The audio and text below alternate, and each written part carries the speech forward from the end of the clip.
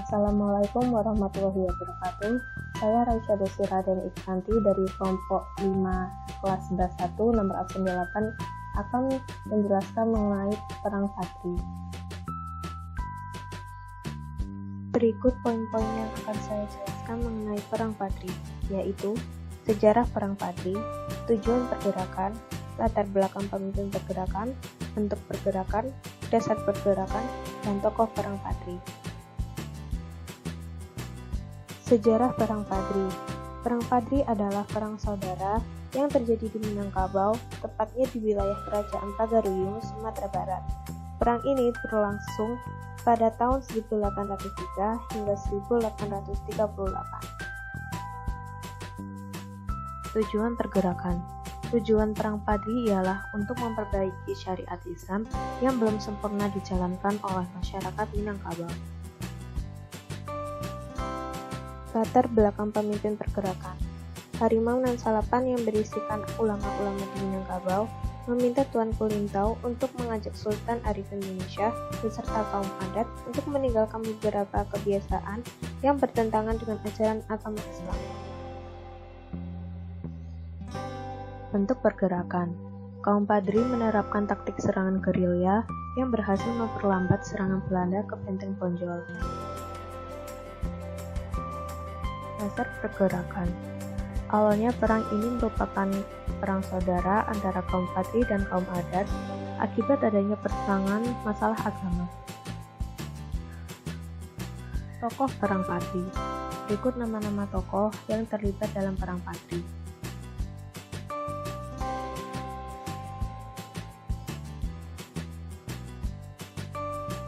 Tokoh pemimpin perlawanan.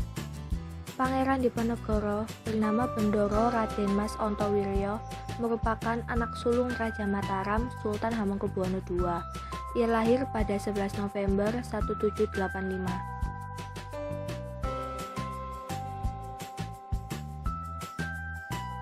Saat Sultan Hamengkubuwono V masih di bawah umur, Pangeran Diponegoro diangkat menjadi raja, tetapi ia menolak karena ia menyadari bahwa ia adalah anak dari seorang selir, bukan permaisuri.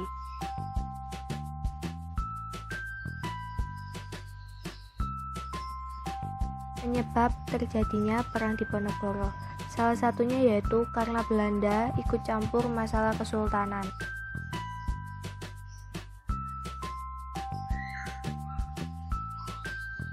Dan puncaknya saat patok Belanda untuk pembangunan jalan melewati makam leluhur Pangeran Diponegoro.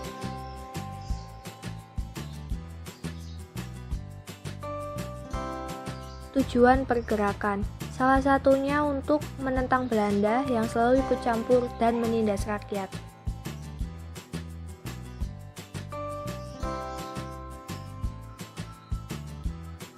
Bentuk perlawanan. Bentuk perlawanannya masih bersifat kedaerahan, belum integrasi. Perlawanannya dilakukan secara terpisah tanpa adanya penyatuan dari daerah ke daerah yang lainnya dan dipimpin oleh raja ataupun bangsawan.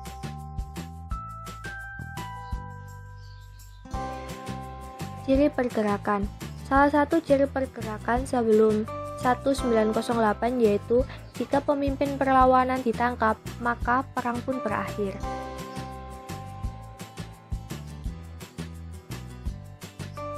Setelah Pangeran Diponegoro menyuruh anak buahnya mengganti patok Belanda dengan tombak, rumah Diponegoro pun dibakar oleh pihak Belanda.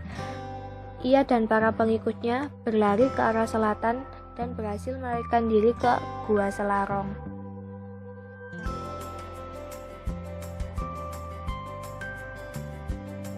Dalam perjuangannya, Pangeran Diponegoro banyak mendapat dukungan dari rakyat, ulama, dan bangsawan.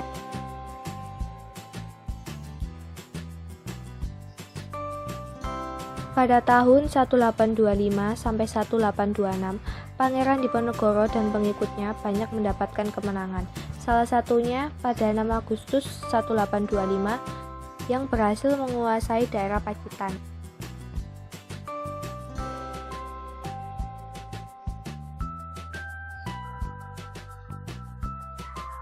Karena meluasnya daerah pertempuran, Pangeran Diponegoro pun membagi pemimpin pasukan.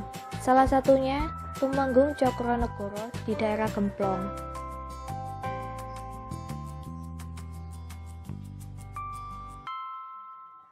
Untuk melemahkan pasukan Diponegoro, Belanda mempunyai taktik dengan mendekati pemimpin pasukan agar mau menyerah. Salah satunya yaitu Pangeran Arya Papak pada Mei 1828.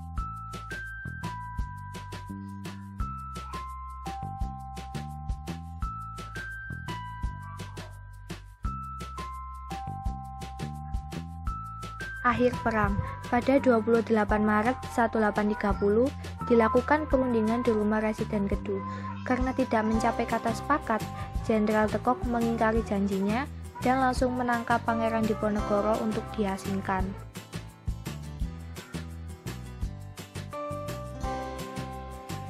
Sejak penangkapan Diponegoro, maka perang pun berakhir.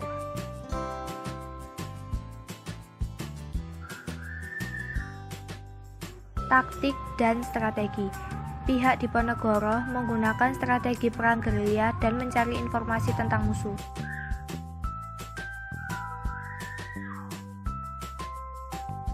Untuk pihak Belanda menggunakan benteng Stelsel untuk mempersempit ruang gerak pasukan Diponegoro.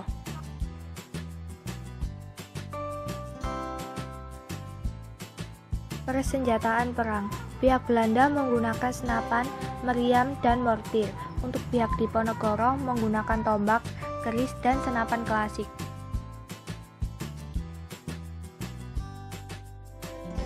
Tokoh-tokoh. Salah satu tokohnya yaitu Kiai Mojo, yang merupakan seorang ulama, juga sepupu Pangeran Diponegoro, selaku pemimpin spiritual dan panglima perang. Assalamualaikum warahmatullahi wabarakatuh. Nama saya Muhammad Alif Tarafif dari kelas 11.1 kelompok 4 ingin membacakan tentang Perang Aceh.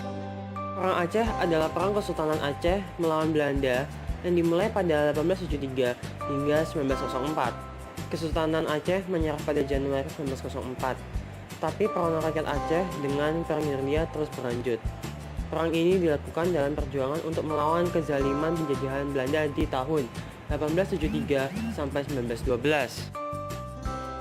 Pada tanggal 26 Maret 1873, Belanda menyatakan perang kepada Aceh dan mulai melepaskan tembakan meriam ke daratan Aceh dari kapal perang Citadel van Antwerpen. Pada 5 April 1873, Belanda mendarat di pantai Ceuruemen di bawah pemimpin Johan Herman Rudolf Kohler dan langsung bisa menguasai Masjid Raya Baitur Rahman. Kohler saat itu membawa 3.198 tentara, sebanyak 168 diantaranya adalah perwira. Akibat dari perjanjian Siak tahun 1858, Sultan Ismail menyerahkan wilayah Delhi, Langkat, Asahan, dan Serdang kepada Belanda. Padahal daerah-daerah itu sejak Sultan Iskandar Muda berada di bawah kekuasaan Aceh. Belanda melanggar perjanjian Siak, maka berakhirlah perjanjian London pada tahun 1828. Isi perjanjian London adalah Belanda dan Britania Raya membuat ketentuan tentang batas-batas kekuasaan kedua daerah di Asia Tenggara, yaitu dengan garis lintang Singapura. Keduanya mengakui kedaulatan Aceh. Aceh menuduh Belanda tidak menepati janjinya, sehingga kapal-kapal Belanda yang melewati perairan Aceh ditenggelamkan oleh pasukan Aceh. Perbuatan Aceh ini didukung oleh Britania. Ditandatanganinya perjanjian London pada tahun 1871 antara Inggris dan Belanda, yang isinya Britania memberikan keleluasaan kepada Belanda untuk mengambil tindakan di Aceh. Belanda harus menjaga keamanan lalu lintas di Selat Malaka. Belanda mengizinkan Britania bebas berdagang di Siak dan menyerahkan daerahnya di Guyana Barat kepada Britania. Pada saat itu, perang dilakukan secara gerilya dan bersifat kedaerahan, dan hanya masyarakat Aceh yang berperang saat itu. Budi Utomo merupakan organisasi pergerakan nasional yang pertama di Indonesia. Pendiri Budi Utomo, Dr. Sutomo, dan Dr. Wahidin Sudirohusodo. Tujuan pergerakan tujuan Budi Utomo yaitu untuk meningkatkan martabat rakyat dan bangsa. Hal ini dilakukan dengan mendirikan dana untuk membiayai siswa cerdas tapi tidak dapat melanjutkan studinya karena masalah ekonomi. Upaya yang dilakukan untuk mencapai tujuan di atas: 1. Melakukan pengajaran. 2. Memajukan pertanian, peternakan, perdagangan. 3. Memajukan teknik industri. 4. Menghidupkan kembali kebudayaan. Latar belakang pemimpin pergerakan.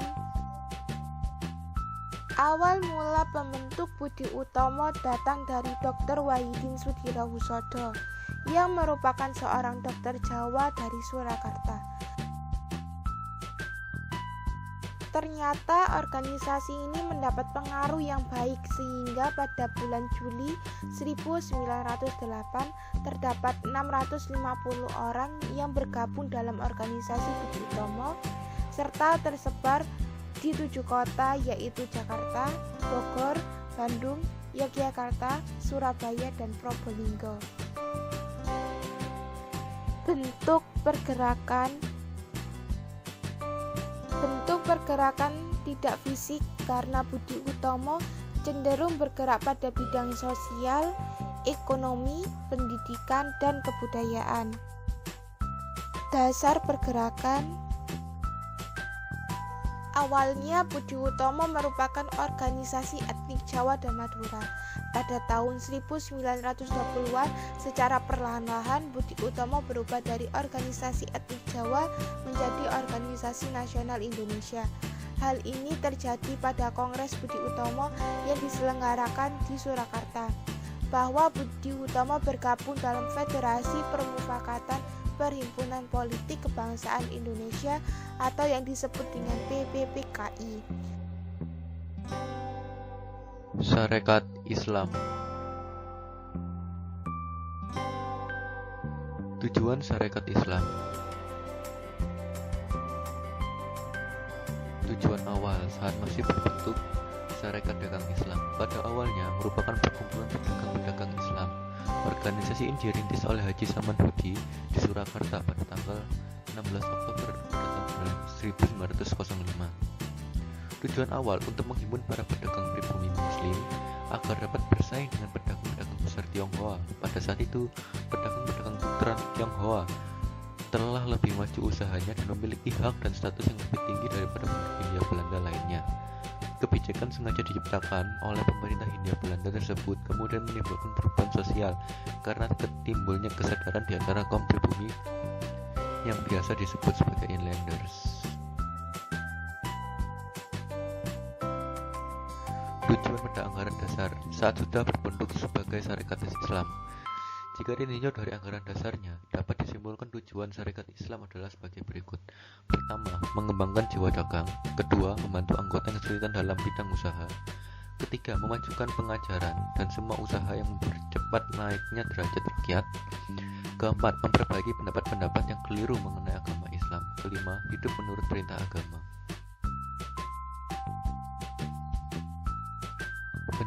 Pendiri Sarekat Islam adalah Kiai Haji Samanhudi.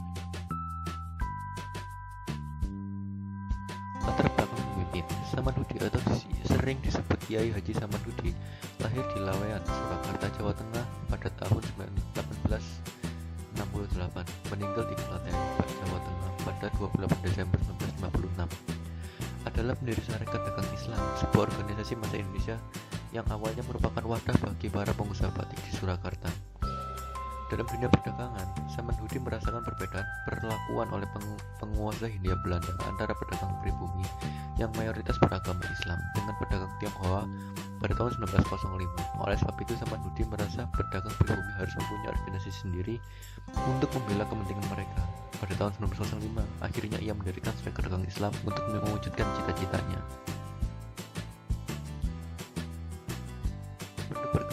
Bentuk pergerakan dari Sarekat Islam bersifat non-fisik karena Sarekat Islam berjuang dalam bidang ekonomi untuk memajukan dan menaikkan derajat rakyat. Bahkan pada awalnya Sarekat Islam tidak tertarik pada kegiatan politik politik yang dilakukan oleh pihak Hindia Belanda. Sarekat Islam benar-benar hanya berjuang dari segi ekonomi dan juga agama.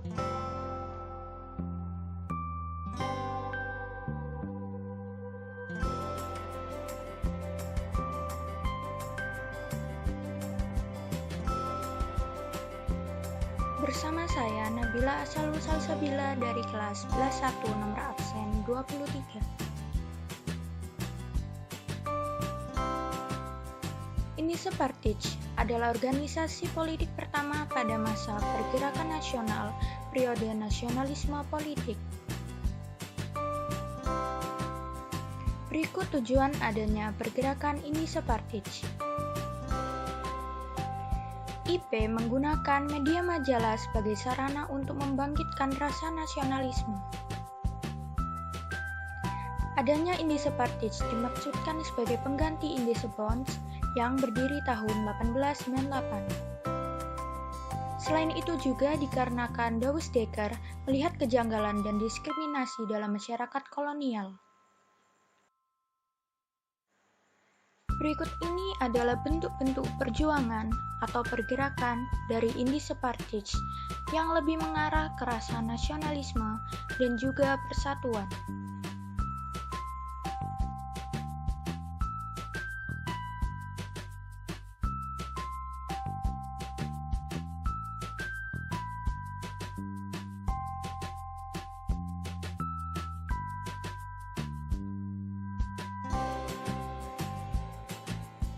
Dalam keanggotaannya, Indische-Partij lebih bersifat terbuka.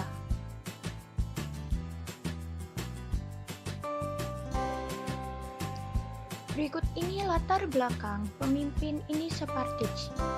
Pemimpin organisasi ini merupakan kaum terpelajar dan biasa disebut sebagai 3 serangkai, yang terdiri dari Douwe Dekker, Dr. Cipto Mangunkusumo, dan juga Ki Hajar Dewantara.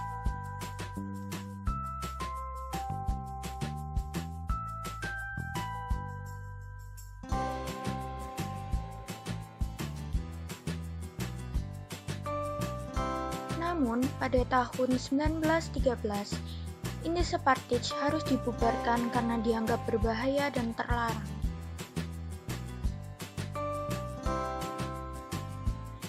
Terima kasih dan sampai jumpa.